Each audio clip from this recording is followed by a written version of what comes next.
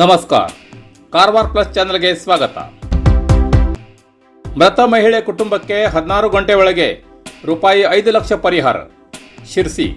ಮಳೆಯಿಂದ ಮನೆ ಕುಸಿದು ಮೃತಪಟ್ಟಿದ ತಾಲೂಕಿನ ಕುಡ್ನಾಪುರ ಗ್ರಾಮ ಪಂಚಾಯಿತಿಯ ಮಂಡಿಗೆಹಳ್ಳಿಯ ಬಂಗಾರೇಗೌಡ ಕುಟುಂಬಕ್ಕೆ ಜಿಲ್ಲಾ ಉಸ್ತುವಾರಿ ಸಚಿವ ಶಿವರಾಮ್ ಹೆಬ್ಬಾರ್ ಬುಧವಾರ ರೂಪಾಯಿ 5 ಲಕ್ಷ ಮೊತ್ತದ ಪರಿಹಾರ ಧನದ ಚೆಕ್ ವಿತರಿಸಿದರು.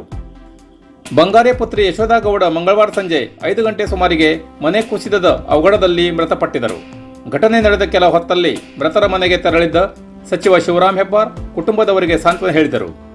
ಪ್ರಕೃತಿ ವಿಕೋಪ ಪರಿಹಾರ ನಿಧಿಯಡಿ ಕುಟುಂಬಕ್ಕೆ ತ್ವರಿತವಾಗಿ ಪರಿಹಾರ ಸಿಗಲು ಕ್ರಮವಹಿಸಿ ಎಂದು ಅಧಿಕಾರಿಗಳಿಗೆ ಖಡಕ್ ಸೂಚನೆ ನೀಡಿದರು. ಸಚಿವರ ಸೂಚನೆ ಪಾಲಿಸಿದ ಅಧಿಕಾರಿಗಳು ಪರಿಹಾರ ಧನದ ಚೆಕ್ ಸಿದ್ಧಪಡಿಸಿದ್ದು ಬುಧವಾರ ಬೆಳಗ್ಗೆ 9:30 ವೇಳೆಗೆ ಸಚಿವರು ಮೃತರ ತಂದೆಗೆ ಚೆಕ್ ನೀಡಿದರು. ಈ ವೇಳೆ ಸ್ಥಳೀಯ ಮುಖಂಡರು ಅಧಿಕಾರಿಗಳು ಇದ್ದರು.